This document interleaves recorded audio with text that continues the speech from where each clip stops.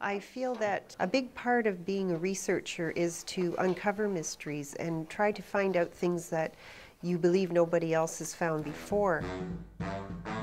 Curiosity of a particular time and place in history has culminated in the first book of its kind, Catherine Gilbert's Yorke Island and the Uncertain War, defending Canada's western coast during World War II.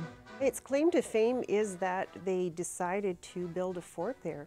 And what makes it so interesting is that there was nothing there when they arrived.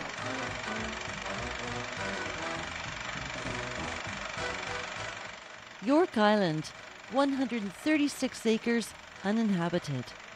The only island on Canada's west coast to be occupied and used as a coastal defense site during World War II. Its nickname came to be Little Alcatraz. When you're there, I think you probably feel a lot like what the soldiers must have felt like, because you can see Vancouver Island. It's right there across from you, and you can see Kelsey Bay is just 6 kilometers away.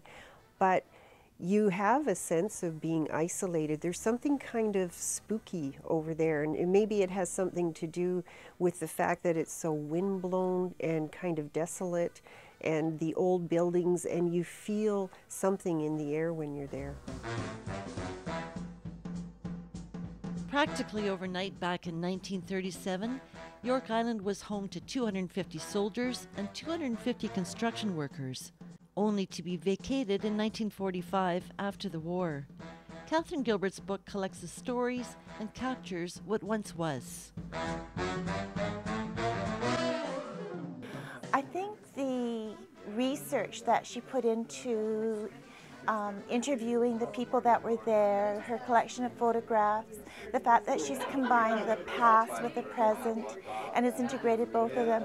And it's a story that you can read easily. You can really relate to how it impacted the communities around here. It's a very people-oriented story, but it has the historical perspective as well. I'm afraid without something beautiful like this done, nothing has ever been written about Yorke Island before.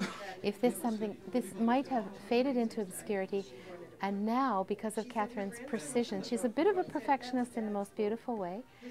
Her precision writing and her precision inclusion, working with KASK, of course, to produce a good product, will keep this for the history of BC.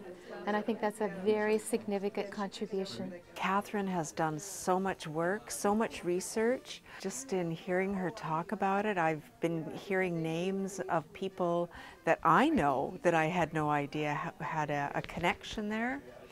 So the book is really great. It really is. It's very well laid out. It's easy to read. It's got interesting layouts on the pages. The contemporary photos that she and I have brought together, as well as the old ones from the Second World War, are pretty interesting too.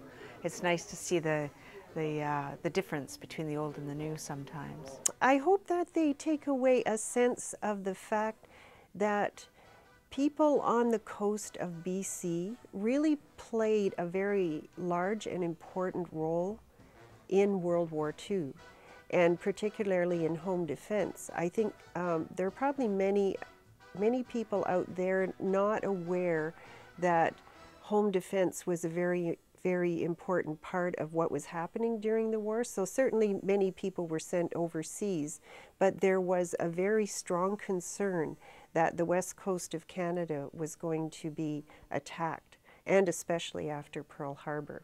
To see the latest research about Yorke Island and to order a copy of the book, you can visit this website. In Campbell River for the Daily, I'm Marjorie Greaves.